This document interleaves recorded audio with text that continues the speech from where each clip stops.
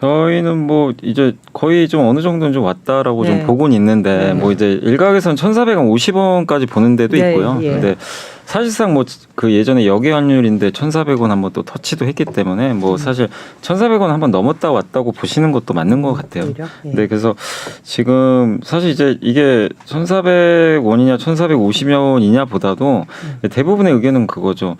영원히 뭐 강세로 갈 건 아니니까 언제 꺾일 거냐. 그렇죠. 그게 이제 거기에 대한 좀 고민이 좀 필요한 것 같아요, 지금은. 네, 그거에 대해서도 이제 짚어보겠습니다. 일단은 강달러가 이제 거의 엄청나게 오래 지속이 되고 보통 환율이 왔다 갔다 네. 하게 마련인데 지금의 이제 경제 동향 그리고 전 세계 어떤 그런 이슈들 때문에 세계 경제에 굉장히 곳곳에서 이제 여러 가지 부작용들이 일어나고 있습니다. 요즘에 금융시장 환율이 미치는 영향 어떻게 좀 분석하고 계세요? 그러니까 뭐 그냥 킹달러라고 많이들 표현을 하시니까 이제 달러가 강할 때 우리나라 시장이 좋았던 적이 없죠. 거의 없고요. 네. 예. 그래서 이 달러가 강할 때 항상 또 신흥국 위기가 많이 발생을 했었어요. 근데 이제 그럴 때 보면 옛날에 90년대에도 우리나라도 뭐 IMF를 한번 겪었으니까 그때도 신흥국부터 터졌잖아요. 네. 그때 이제 미국이 94년도에 아마 금리를 올리기 시작한 네. 후인데 그때도 이제 미국이 금리 올리면서 긴축 사이클로 가면서 이제 취약국이 터졌고 사실 이번에도 뭐 아직은 전염은 안 됐는데 스리랑카는 이미 부도가 한번 났잖아요. 네. 그래서 이제 IMF 그건 조짐이 보이긴 보이는데 아직은 이제 뭐 좀 비교적 동남아에서도 큰 나라까지 그게 번지진 않다 보니까 또 예전과 다른 점이 뭐 인도네시아나 이런 이제 태국 같은 나라들은 또 원자재 가격 오르면서 또 수혜도 일부 받다 보니까 과거랑은 좀 다른 점은 있는데 그러나 우리가 아직은 방심은 할 수는 없죠. 이게 장기화되면 결국 약한 고리부터 그게 전염이 돼가지고 결국에 언젠가는 또 우리나라까지도 올 수도 있는 거니까 여전히 좀 부담스러운 건 사실이고 그리고 6.78월에 그 환율이 이렇게 올라갈 때 좀 의아했던 게 외국인들이 그때 주식을 한 6조 샀거든요. 네. 2달 동안. 네, 네. 뭐 이제 원화가 약한데도. 좀 이례적이었죠. 근데 이제 그때 느꼈던 건 아, 외국인들이 좀 선제적으로 사는 거 아닐까. 환율이 좀 꺾일 걸 미리 좀 염두에 두고. 왜냐하면 그때만 해도 환율이 올라갔어도 물가 피크아웃 얘기가 좀 한참 나올 때여가지고. 근데 이제 9월 들어서는 외국인이 지금 2조 넘게 다시 팔고 있거든요. 그러니까 결국 외국인들도 뭐 이번에 물가 다시 좀 예상보다 높게 나온 것도 있는데 아, 이거 생각보다 물가가 쉽게 안 꺾일 것 같다. 이렇게 좀 또 판단을 하는 것 같아요. 거기다 생각보다 또 한 번 더 충격을 줬던 게 이게 우리나라 환율에도 영향을 줬던 것 같아요. 그 삼성전자하고 하이닉스 실적이 생각보다 굉장히 안 좋을 것 같아요. 지금 보니까 하이닉스는 낸드 플래시 적자 얘기도 나오고 있고 네.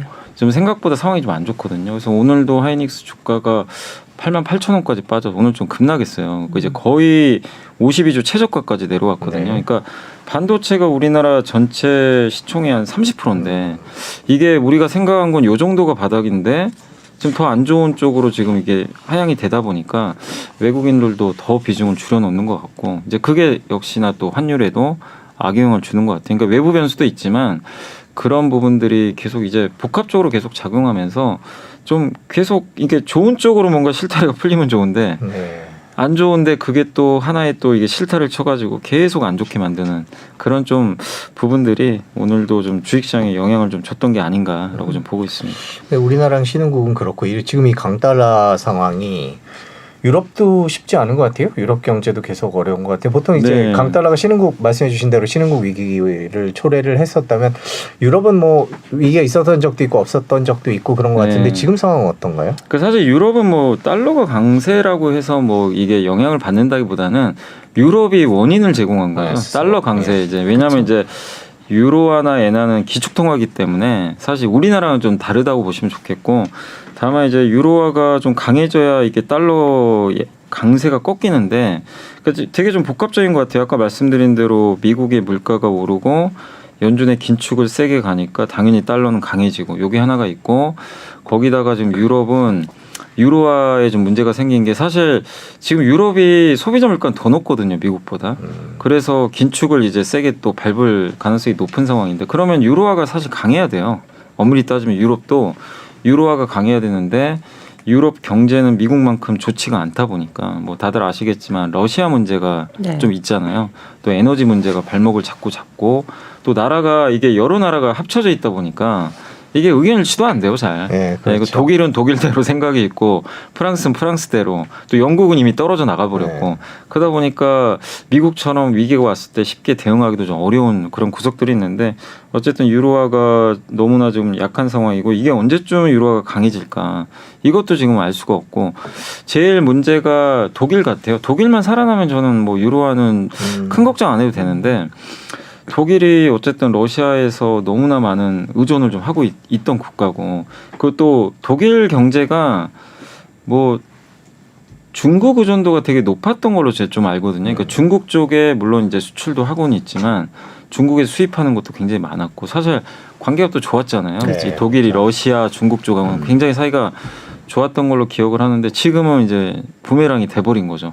또 중국하고도 사이좋게 지내긴 이제 어려워진 상황이 돼버렸고 얼마 전에 보니까 독일도 그 CATL이 이제 그 그러니까 독일 쪽에 배터리 공장 짓는 거 이거 재검토해야 될 것 같다. 독일 재무장관이 그런 발언을 좀 했다고 하더라고요. 그러니까 뭐 이유는 여러 가지가 있겠지만 중국과 이제 관계 개선, 그러니까 옛날처럼 돌아가긴 되게 어려워졌는데. 그러니까 이걸 또 끊으려고 하니까 의존도가 높은 국가에서 이걸 끊으려고 하니까 이게 당장은 또 경제에 또 영향을 주는 거죠. 그러니까 되게 정치적인 문제가 이게 겹쳐가지고 되게 어려워지는 것 같아요. 그래서 그런 것 때문에 좀 유로화가 좀 약해진 상황에서 달러는 점점 더 강해질 수밖에 없고. 근데 저희 당사에서는 이제 유로화 약세의 가장 큰 원인은 어쨌든 천연가스로 보고 있어요. 네. 근데 천연가스 가격이 유럽에서 엄청나게 올랐는데 일단 이제 좀 다행인 건 최근에 천연가스 가격이 유럽에서 고점 대비 한 40% 지금 급락을 해 있고 독일 라인강 수위가 좀 많이 회복이 됐대요. 네. 다행히 좀 회복됐고 또 한 가지 좀 긍정적으로 보고 있는 게 프랑스는 원전 강국이죠. 근데 프랑스의 원전이 유럽 전력의 20%를 담당하고 있어요. 근데 여기가 얼마 전까지만 유럽이 너무 더워가지고 냉각수가 이게 뜨거워진 거예요. 근데 원전은 냉각수 없으면 안 되거든요. 예. 근데 이 냉각수라는 건 차가운 물인데 이게 없으니까 원전 가동률이 떨어진 거죠. 근데 이게 최근에 이제 날씨가 또 정상화되면서 원전 가동이 아마 정상화될 가능성이 있어요. 그러면 이제 이 독일 쪽으로도 이 원전을 통해서 전력도 보내줄 수가 있기 때문에 그런 면에서 유럽의 에너지 문제는 좀 최악은 좀 지나가는 거 아닌가. 저희 당사에서는 좀 그렇게 보고 있거든요. 그래서 그 부분에 있어서는 유로화가 뭐 여기서 더 내려가는 것보다는 좀 진정되지 않을까. 이렇게 좀 생각은 하고 있습니다. 우리가 강달러가 이제 전 세계 경제에 미치는 영향들을 많이 짚어보는데 최근에 유독 많이 나오는 것들이 이제 그 약소국에 대한 그 심각한 상황. 네. 그런데 사실 미국 입장에서도 뭐 좋은 것만 있지는 않잖아요. 글로벌 매출이 많으니까 그 기업들 입장에서는 좀 매출 네. 수익이 둔화될 수도 있고 미국은 강달러로 전혀 어떤 타격을 받지 않는다 이렇게 볼 수 없을 텐데 어떻게 보십니까? 미국의 뭐 빅테크 업체들은 타격을 많이 받죠. 네. 그래서 주가도 많이 빠졌고. 빠졌고. 그러니까 주식시장을 보면 되게 안 좋은 건 맞아요. 왜냐하면 옛날하고 다르게 미국이 이제 원래는 내수죠. 사실은 미국은 대부분이. 네. 근데 애플도 그렇고 사실 구글도 그렇고 구글 유튜브 수익 많은 부분이 또 해외에서 많이 나오잖아요. 그래서 유튜브 하시는 분들은 오히려 이제 강달러가 나쁘진 않죠. 이제 달러로 받으니까. 네. 유튜버 분들은 오히려 이게 네. 좋을 수는 있어요. 유튜버들. 근데 이제 그 구글 입장에서 또 해외 매출이 네. 이제 어떻게 보면 좀 줄어들 수가 또 있다 보니까 또 테슬라도 요즘에는 많은 매출이 또 해외에서 많이 나오니까 그러니까 이제 미국의 빅테크 기업들 입장에서 이게 반가운 상황은 사실 아니에요. 근데 이제 미국 경제로 봤을 때 어쨌든 미국의 근간은 해외에서 수입을 많이 해서 그거를 소비로 이제 풀어서 먹고 사는 나라잖아요, 사실은. 그래서 미국은 소비 비중이 거의 한 70% 정도 되기 때문에 GDP에서 결국엔 해외에서 수입하는 물가는 확 떨어진단 말이에요. 달러가 강할수록 물가는 오히려 내려가죠. 그러니까 미국은. 수입 물가 낮아지죠. 그러니까 미국 입장에서는 이게 어쨌든 소비자 물가가 올라간 건 사실이지만 달러 강세가 약간 완충 역할을 또 해줄 수도 있어요. 수입 물가를 완충시켜주기 때문에. 그래서 달러 강세 때문에 피해보는 부분도 있지만 오히려 수혜를 보는 부분들이 있어서 그거는 좀 약간의 그 반반이라고 좀 보시는 게 좋을 것 같아요. 그래서 무조건 강달러가 미국한테는 무조건 나쁘다라고 좀 보기는 어려운 것 같습니다. 중국은 어떤가요? 중국이 이제 뭐 금융시장이 그렇게 완전히 개방돼 있지는 않은 상황이어서 강달러 영향이 제한적이다 이런 얘기도 있던데 어떻게? 중국 입장에서 이제 제일 걱정되는 건 이제 중국은 그거죠. 이제 강달러가 되면 이제 위안화가 요새 약하잖아요. 네. 중국도. 이제 돈이 빠져나갈까봐 이제 특히 이제 미국이나 외국에서 달러로 위안화를 바꿔서 투자해 놓은 것들도 상당히 많이 있는데 이게 지금 금리 차는 점점 벌어지고 지금 중국은 금리 올릴 수 있는 상황이 아니잖아요. 네. 금리를 낮춰야 되는 그렇죠. 상황에서 미국은 이제 당장 내일 모레 아마 자이언트 스텝을 단행할 것 같은데 그러면 이제 점점 금리 차가 벌어지면서 이제 중국에서 좀 돈이 빠져나갈 뭐 우려도 좀 되는 상황인 것 같고 그리고 최근에 뭐 그런 걸 의식해서인지는 몰라도 중국이 미국 국채를 많이 팔았더라고요. 생각보다 많이 팔았는데 이제 어느 정도 뭐 팔 만큼 팔아서 국채 매각은 좀 중단이 됐다고 하는데 이게 달러가 자꾸 빠져나가면 중국 입장에서도 외환 보유고가 또 줄어들 수 있기 때문에 그런 거에 대한 좀 리스크를 좀 생각하는 것 같아요. 그래서 사실 지금 중국이 달러 생각을 안 하면 그냥 돈 풀면 되거든요. 중국 입장에서도 그냥 지금 급해요. 되게 막 제로 코로나도 해야 되는데 경기는 안 좋죠. 시진핑 주석 뭐 연임은 남아 있지만 중국 경제가 지금 사실상 굉장히 안 좋잖아요. 근데 그걸 감안하면 부양을 정말 좀 드라이브를 걸어야 되는데 이게 통화 정책을 함부로 또 쓸 수도 없는 거죠. 공격적으로. 그래서 달러 강세가 지금 중국 입장에서도 굉장히 좀 불편할 수밖에 없는 상황인 것 같습니다. 그럼 우리나라 환율 얘기 좀 짚고 넘어가겠습니다. 우리도 이제 1,400원 외환당국 뭐 개입도 하고 구두 개입도 하고 하는데 결국 우리는 이제 수입 물가 높이고 좋을 건 없죠. 무역 수지도 그렇고요. 없죠. 예. 네. 물론 이제 수출 기업한테는 좋을 수 있는 예, 그건 뭐. 좀 좋을 수 근데 있지만 이제 전 세계 지금 수출 시장도 약간 위축되고 있어서 그 달러 강세로 인한 수혜를 덜 받게 되고 뭐 이런 부분이에요. 그 우리 물가 지금 약간 꺾였긴 했는데 이런 식으로 된다면은 물가는 더 우리도 좀 찬바람 불고 하면은 그 정부 예상대로 10월에 꺾이기 어렵지 않을까 이런 생각도 드는데요. 그러니까 환율 때문에 그 부분이 좀 부담스러운 거 사실이에요. 네. 환율이 또 차지하는 부분이 있으니까. 근데 이건 좀 그나마 좀 다행인 게 원자재 가격은 많이 떨어졌단 말이에요. 네. 그래서 우리나라에서도 아마 이제 물가에 차지하는 비중이 꽤 큰 걸로 아는데 특히 이제 원유랑 그 천연가스죠. 근데 이제 최근에 원유는 어쨌든 많이 떨어졌고 근데 좀 불안했던 게 천연가스예요. LNG 가격은 좀 올라가지고 그게 좀 불안했었는데 최근에 이제 유럽도 그렇고 전 세계 천연가스 가격도 역시 많이 떨어졌습니다. 네. 그래서 이 수입 물가 부분에서 에너지 쪽에 대한 리스크는 좀 많이 완화됐기 때문에 좀 어느 정도 완충 효과가 생길 것 같은데 이 상황에서 원달러 환율이 좀 떨어져 주면 확실히 이제 우리나라 입장에서는 물가의 영향을 물가가 이제 안정화되는데 큰 역할을 해줄 것 같은데 에너지 가격이 떨어진 거를 이 환율 때문에 사실은 이게 효과를 지금 못 누리고 그렇죠. 있거든요. 그래서 이게 환율이 좀 떨어져야 되는데 그게 뭐 언제 떨어질지는 지금 우리가 알 수는 없는 상황이잖아요. 계속 떨어진다 하는데도 자꾸만 올라가니까 이 부분이 좀 부담이 될 수밖에 없지만 그래도 저희 당사에서는 어쨌든 원자재 가격은 국제유가는 지난번에도 한번 말씀을 드렸던 것 같은데 저희 같은 경우는 70달러까지 여전히 보고 있어요. 그러니까 하단을. 그래서 지금 80달러 한 중반 정도 되는데 여전히 국제유가는 더 떨어질 것 같다. 이제 그렇게 보는 가장 큰 배경 중에 하나는 뭐 달러 강세가 좀 역설적이게도 유가에는 부정적이에요. 네, 그렇죠. 예, 부정적이고 거기다 미국이 긴축을 세게 하고 중국이 안 좋아요. 그럼 수요는 줄 수밖에 없어요. 사실 원자재는 주식과 다릅니다. 주식은 6개월 선행하는데 경기에 원자재는 동행해요. 동행하고는 후행합니다. 사실 지금 경기 안 좋다고 하잖아요. 그러면 그걸 그대로 반영해요. 미리 반영하는 게 아니다. 그래서 지금 국제유가가 빠진 거는 사실 공급보다는 수요가 좀 부진해서인데 앞으로도 수요가 크게 늘 만한 지금 요인은 별로 안 보이거든요. 그래서 국제유가는 좀 더 떨어질 것 같고 그래서 유가가 70달러대로 좀 떨어져 주고 근데 만약에 이제 환율이 지금 정도 그냥 유지만 되는 상황에서 국제유가가 만약에 70달러대로 떨어지면 어쨌든 이거는 물가에는 긍정적으로 작용할 수 있거든요. 그래서 네. 환율이 정말 뭐 1,450원, 1,500원 가는 것만 아니라면 지금 저희 당사가 보는 상황에서 물가는 조금씩 그래도 안정화되진 않을까 이렇게 예상을 하고 있습니다. 수출은 어떻게 예상을 하세요? 중국 수출이 계속 적자다. 지금 그래서 우리나라 입장에서는 달러도 그렇고 네, 뭐 무역도 그렇고 참 걱정인데. 근데 중국 수출은 이제 그게 좀 컸던 것 같아요. 제로 코로나 정책. 네. 이게 너무 크다 보니까 중국이 사실 우리나라에서 수입을 많이 해서 중간재로 수출을 많이 했는데 이게 사실상 중국도 셧다운을 많이 했잖아요. 공장들 막 가동 중단하고 강제적으로 했죠. 그래서 이거는 좀 시간 지나면 그래도 좀 괜찮아지지 않을까라고 보는 게 이제 16일이죠. 한 달 남았는데 네. 다음 달 16일 날 중국 당대회 끝나면 네. 시진핑 주석도 좀 약간 그래도 풀어주지 않을까. 제로 코로나 정책. 지금도 어제 풀리긴 풀렸죠. 이제 청두시인가요? 네, 풀렸죠. 이제 거기가 풀렸는데 많은 사람들이 상해시 그렇게 문 닫는 거 보고 진짜 깜짝 놀래버렸죠. 근데 청두시라고 예의가 없어요. 그냥 계속 그냥 걸리면 그냥 닫아버려요.